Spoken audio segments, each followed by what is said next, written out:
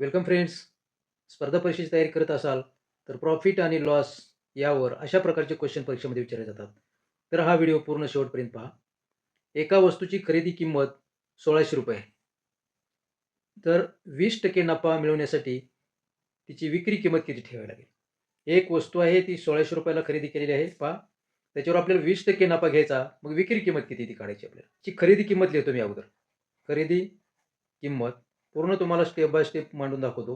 बरोबर आहे ₹1600. हे ₹1600. तर नफा किती टक्के पाहिजे आपल्याला याच्यावर? हे नफा किती टक्के पाहिजे? 20%. बरोबर? तर ही किती रुपयाला विकावी लागेल हे काढायचं आपल्याला. म्हणजे ही खरेदी किंमत जी आहे याला कॉस्ट प्राईस म्हणतो आपण आणि विक्री किंमत जी आहे त्याला सेलिंग प्राईस म्हणतो. म्हणजे हे एस-पी शॉर्टमध्ये ही किंमत काढायची आपल्याला. तर या खरेदी किमतीचे 20% अगोदर काढावे लागतील आपल्याला.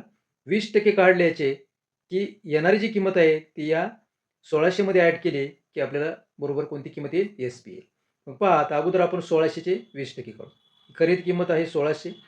टक्के म्हटलं हे गुणिले किती टक्के? 20 म्हणून 20 न गुणायचं आणि डिव्हाईड करायचे 100.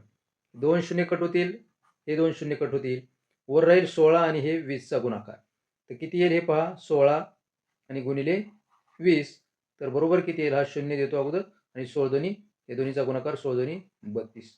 20% केले असता 320 ची व्हॅल्यू आली. तर हे 320 जे आहे 20% ते मूळ किमतीमध्ये खरेदी केलेल्या मिसळायचं आपल्याला. मग काय येईल पहा इथे लिहितो मी. हे 1600 आणि अधिक हे 320. 1600 अधिक 320 तर 0, 2, 6 आणि 3 9 आणि इथं 1 म्हणजे ₹1920 ला काय करावं लागेल आपल्याला ती वस्तू विकावी लागेल. त्यावेळेस 20% नफा. मित्रांनो असेच व्हिडिओ पाहण्यासाठी चॅनलला सबस्क्राईब करा आणि पुढील व्हिडिओ कोणत्या टॉपिकवर पाहिजे ते तुम्ही कॉमेंटमध्ये कॉमेंट करा. So thanks for watching.